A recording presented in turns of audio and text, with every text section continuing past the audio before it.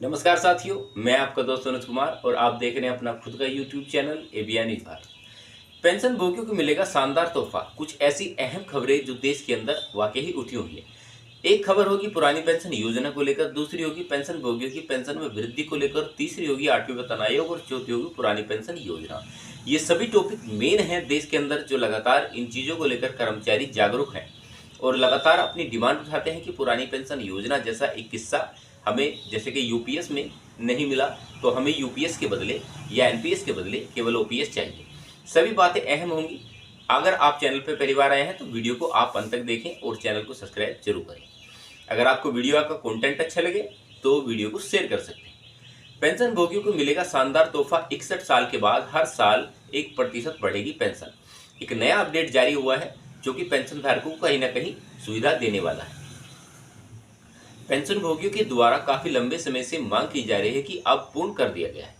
सभी पेंशन धारकों के लिए खुशखबरी निकलकर सामने आ रही है कि उनकी पेंशन में बढ़ोतरी का रास्ता साफ कर दिया गया। सरकार के द्वारा यह निर्णय लिया गया कि कर्मचारियों की आयु 61 वर्ष होने पर हर वर्ष उनकी पेंशन में 1% की वृद्धि दर्ज की जाएगी। साथियों, यह बढ़ोतरी उनके बचे हुए जीवन के लिए लागू होगी। पेंशन भोगियों मंच के प्रदेश कार्यकारी अध्यक्ष श्री सूरज प्रकाश ने प्रेस विज्ञप्ति के माध्यम से यह सूचना दी।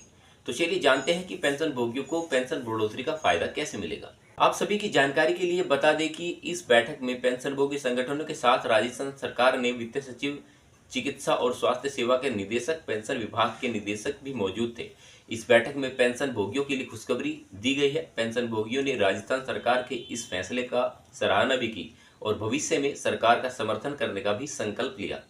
सभी पेंशन भोगियों की मांग को पूरा करते हुए राजस्थान सरकार ने एक बड़ा निर्णय लिया है, जिसमें कि 61 वर्ष की आयु पर 1% की वृद्धि दर्ज की जाएगी और 62 वर्ष की आयु पर 2%, साथ ही साथ 63 वर्ष की आयु पर 3% और 64 वर्ष की आयु पर 4% और 65 वर्ष की आयु पर 5% पेंशन वृद्धि दर्ज की जाएगी।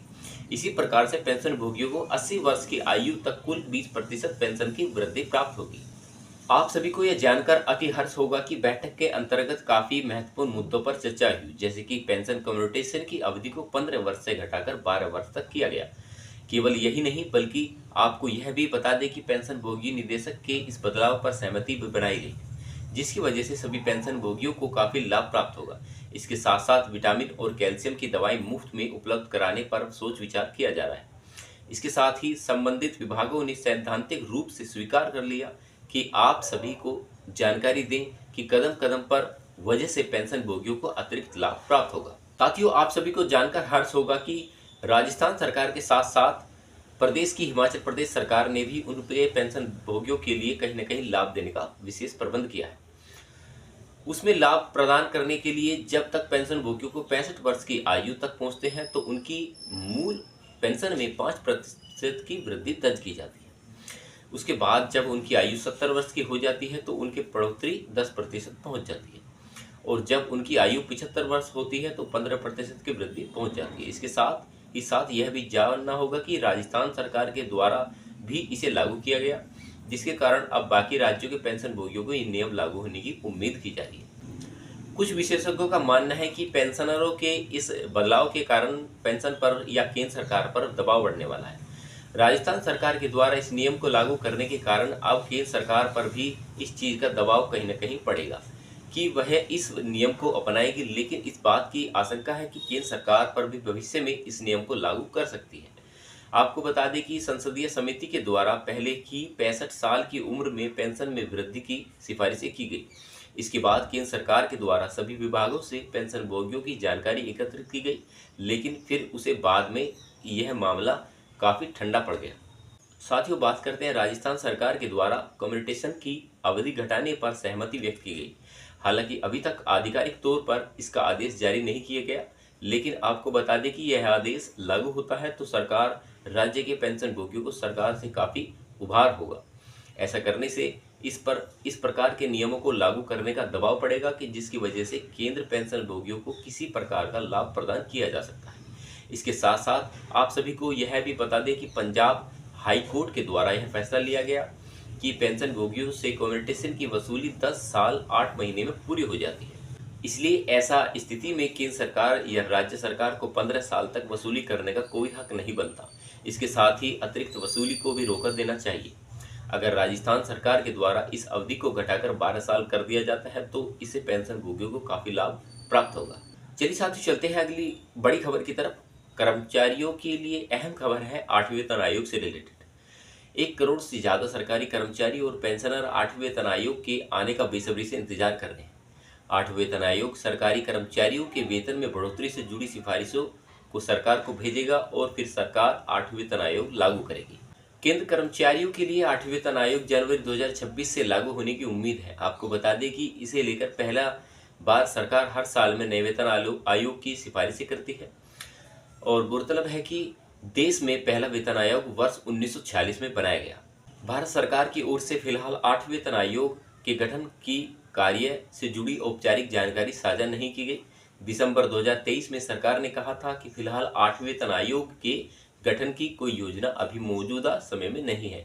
संभावना है कि केंद्र कर्मचारियों के लिए सरकार नए वेतन आयोग के गठन से जुड़ा पहला कदम उठा सकती है। आमतौर पर वेतन आयोग के 12 या 18 माह के भीतर सिफारिशों को सौंप देते हैं। एम्प्लॉइज की सैलरी में कितनी होगी बढ़ोतरी?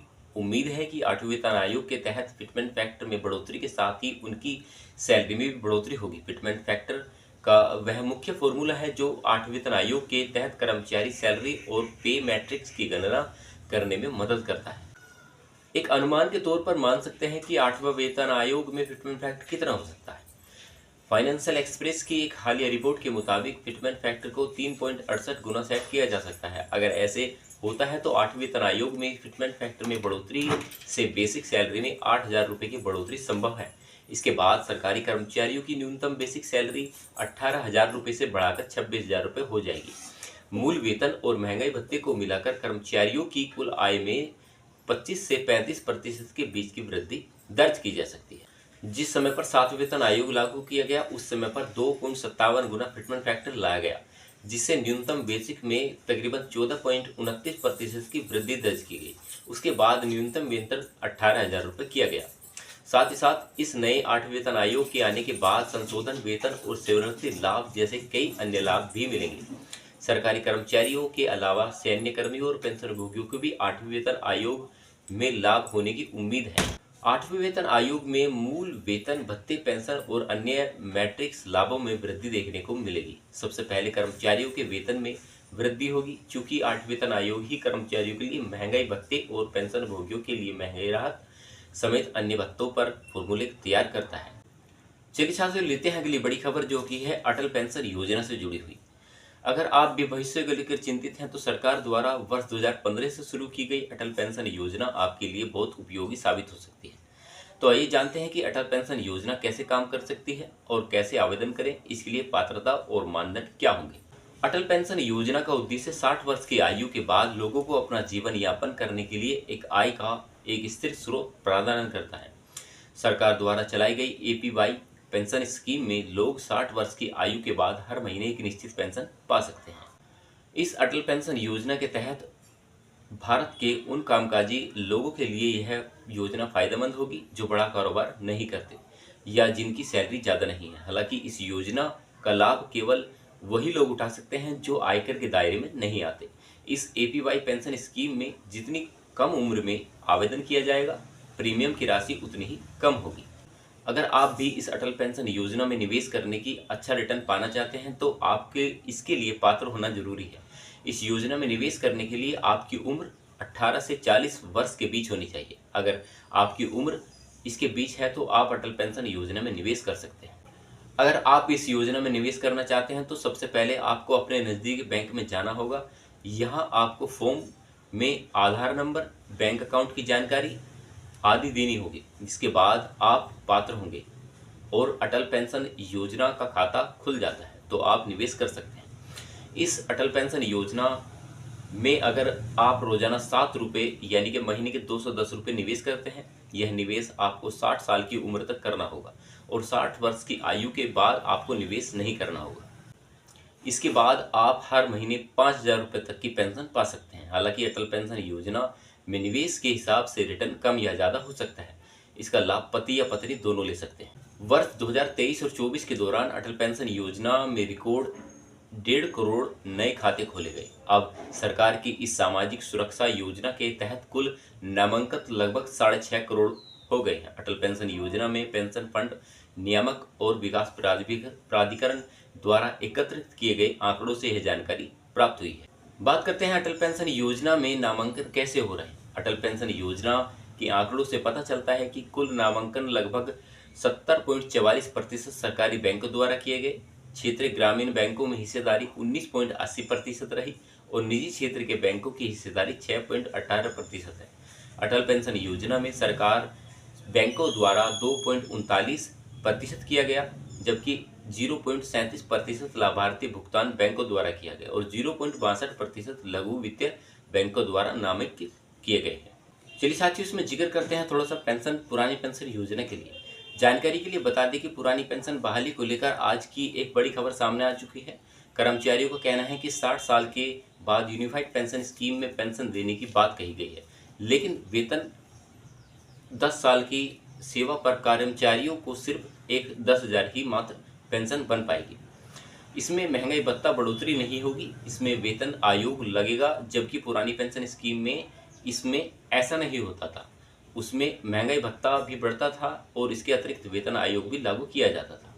कर्मचारियों और अधिकारियों की सुरक्षा को ध्यान में रखते हुए पुरानी पेंशन योजना बहाली की 15 सितंबर 2024 को दिल्ली में कार्यकारिणी की बैठक होने जा रही है, जिसमें पुरानी पेंशन स्कीम को लेकर चर्चाएं की जाएंगी और इसमें के आंदोलन की चर्चा भी होगी। कर्मचारियों का यह ऐलान भी कर सकते हैं कि पुरानी पेंशन बहाली को लेकर आने वाले समय में हमारी तरफ से क्या रणनीति रहेगी। हालांकि पुरानी पेंशन योजना को लेकर कर्मचारी लगातार मांग कर रहे हैं और तब तक मांग करते रहेंगे जब तक केंद्र सरकार पुरानी पेंशन बहाली को लेकर मजबूर नहीं हो जाती। साथियों, पुरानी पेंशन योजना या फिर उन सभी टॉपिक को लेकर हमेशा से मैं चर्चा करता रहता हूं और हमेशा वो टॉपिक अहम लाने के प्रयास करता हूं जिससे कि कर्मचारी वर्गों को कहीं ना कहीं लाभ प्रदान करे। साथियों, अगर आपने चैनल अभी तक सब्सक्राइब नहीं किया तो चैनल सब्सक्राइब जरूर करें और वीडियो को ज़्यादा से ज़्यादा शेयर करें। मिलते रहेंगे आपसे हमेशा ऐसे ही नॉलेजेबल मुद्दे के साथ। और हाँ, लास्ट में जो प्लेलिस्ट आपको नजर आएगी आप उसे जरूर देखना, क्योंकि उसमें एक एक जानकारियाँ जो मिलेंगी वो सभी आपके कहीं ना कहीं प्रॉफिट वाली होने वाली है। तो एक बार चैनल पर विजिट करें और वीडियो को शेयर करें, सब्सक्राइब करें। तब तक के लिए नमस्कार। मिलते रहेंगे ऐसे ही नॉलेजेबल मुद्दे के साथ। जय हिंद, वंदे मातरम।